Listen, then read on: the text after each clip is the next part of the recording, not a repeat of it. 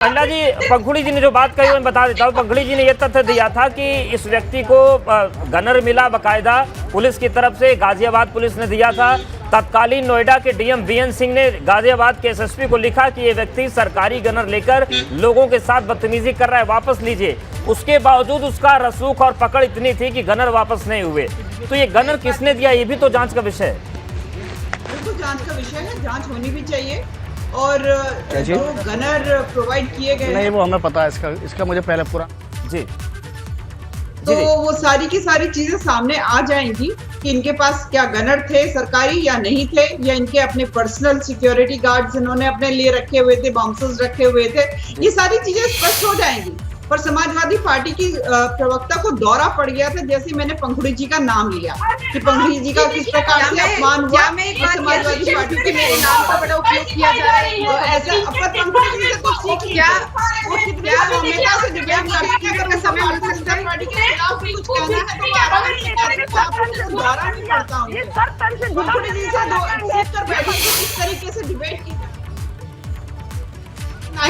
पंखुड़ी जी क्या आपकी पार्टी की प्रवक्ता है। पहली बात तो ये है कि महिलाओं का अपमान बिल्कुल बर्दाश्त नहीं होगा। महिलाएं जो है राजनीतिक दल में उसको अब विभाजित नहीं कर सकते। महिलाओं का सम्मान सर्वोपरि होता है। भारतीय जनता पार्टी में महिलाओं का सम्मान होना चाहिए। सदैव हमें ये सिखाया गया है और यही हम सब लोग करते हैं। परंतु ऐसे राजनीतिक दल जिनके पूर्व अध्यक्ष कहते हैं बलात्कार को कि लड़के हैं, गलती हो जाती है। आज उनकी प्रवक्ता को दौरा पड़ गया है और बोले जा रही है जरा पूछ कर आइए जो बलात्कार के लिए कहते हैं लड़के हैं, गलती हो जाती है। और दौरा पड़ने के बाद क्या मैं अपनी बात रख सकती हूँ? ठीक है पंखुड़ी जी, ये जो पूरी स्थिति है, अंडा जी भी कह रही हैं कि बर्दाश्त नहीं होगा।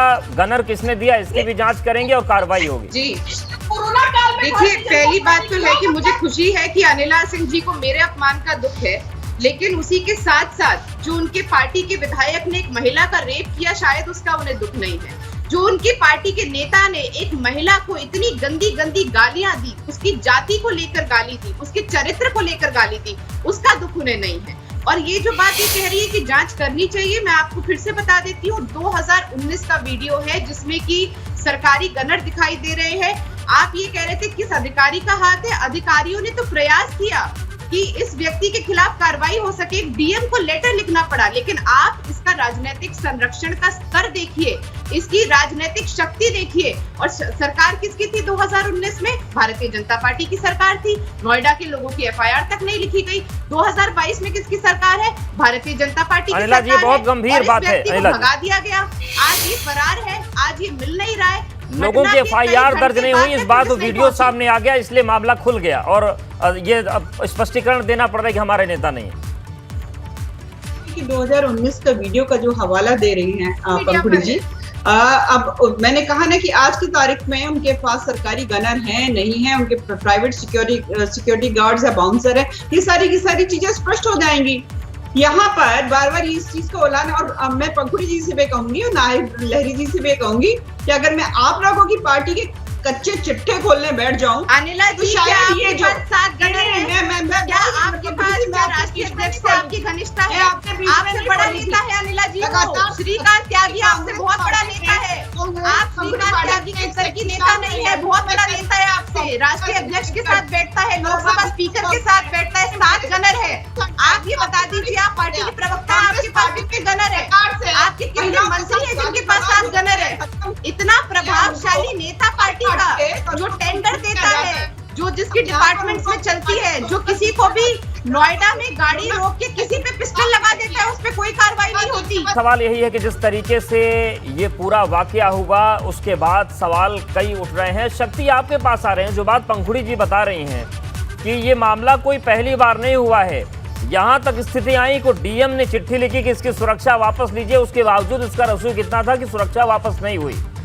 तो फिर कौन इसकी मदद कर रहा है? कोई तो ऐसा होगा जो सत्ता में नहीं तो सत्ता से संबंध होंगे उसके। अवधेश जी, बिल्कुल, अगर नाम लेने वाली बात है तो हम नाम लेकर बताते हैं। ये क्या, उनका नाम है स्वामी प्रसाद मौर्य।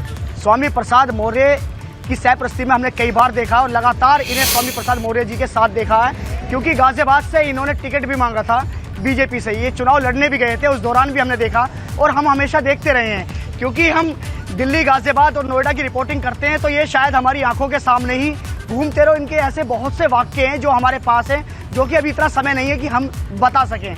रही इनके रसूख की बात, तो रसूख इनका इतना रहा कि ये जब चले तो ये साथ में काफ़ी बाउंसर लेके साथ में चले और हमेशा एक एटीट्यूड में चले, यानी कि अगर सोसाइटी के अंदर जा रहे हैं तो गार्डों के साथ बदतमीजी करते हुए जा रहे हैं। कहीं भी ये मैच्योरिटी नहीं दिखाते थे, अनमैच्योर के तरीके से हमेशा बात करते थे। जिस तरह से 2 साल पहले इनकी धर्मपत्नी ने इन्हें एक महिला के साथ रंगे हाथ पकड़ा था, उसके बाद मामला थाने तक पहुंचा था। वहाँ भी जो सोशल मीडिया पे जो वीडियो वायरल हुआ था, उसमें भी ये काफ़ी कुछ ऐसे शब्द बोलते नजर आए थे जो कि शब्द इन्हें बोलने नहीं चाहिए थे। वहाँ पर थाने में भी ये इन तरह के शब्दों का इस्तेमाल कर रहे थे जो कि नहीं बोलने चाहिए थे। जैसा कि शक्ति ने बताया, वो चलने वाले गाजियाबाद, नोएडा, पूरे एनसीआर को कवर करते हैं। इसको सबने मिलकर पाला है। बसपा में भी इसका रसूख टाइट था, सपा में भी रसूख टाइट था और भाजपा में भी रसूख टाइट था। तो ऐसे लोग पाले क्यों जाते हैं? कैसे होगा इनका खात्मा? देखिए, सबसे पहले तो मैं स्पष्ट कर दूं, समाजवादी पार्टी से इसका कोई संबंध नहीं। इसलिए बिला वजह समाजवादी पार्टी से नहीं, ऐसे लोग किसी के होते नहीं, ना ही जिसकी सत्ता आती है उसी के साथ हो जाते हैं। सतीश जी, मैं सही बता रही हूँ। ऐसे गालीबाज लोगों को समाजवादी पार्टी जैसी पार्टी जो अनुशासन वाली पार्टी है और मृदुभाषी हमारे पार्टी में लोग हैं, ऐसी पार्टी से जोड़ना उचित नहीं। और मैं तो आपको बधाई दूंगी कि आपने इस समाचार को, इस न्यूज को इतनी प्राथमिकता से चलाया कि देखिए इसका नतीजा ये हुआ कि इस गालीबाज की 3 गाड़ियां, करोड़ों की गाड़ियां उठाई गई, वरना ये भी नहीं उठाई जाती। मतलब सत्ता की लूट स्पष्ट दिख रही, करोड़ों की गाड़ियां ये आदमी रखा है। और ये जो गनर्स रखा है, यूपी पुलिस के गनर्स है, बाउंसर और प्राइवेट गनर्स इसके अलग है। ये सब अलग बात है, ये सब लोग जानते हैं। और पंखुड़ी जी ने तो स्पष्ट अभी बता दिया।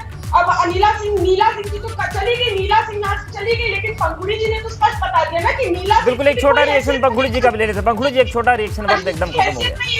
ये व्यक्ति मेरे ही क्षेत्र का है और मैं ये स्पष्ट कर देना चाहती हूँ कि इसकी गुंडागर्दी के जो किस्से जो हम लोगों ने देखे हैं, ये पिछले कुछ सालों में जब से भारतीय जनता पार्टी की, हो सकता है कि और नेताओं का खास रहा हो, लेकिन नोएडा में जो इसकी गुंडागर्दी है वो सामने आई। और ये सीधे सवाल फिर नोएडा पुलिस पर भी है कि नोएडा पुलिस ने आखिर इस गुंडागर्दी को इग्नोर क्यों किया, कौन से अधिकारी बचा रहे थे, ये सवाल है। आप दोनों का बहुत शुक्रिया हमारे साथ जुड़ने के लिए। शक्ति, आपका भी शुक्रिया उत्तर मध्य प्रदेश में फिलहाल।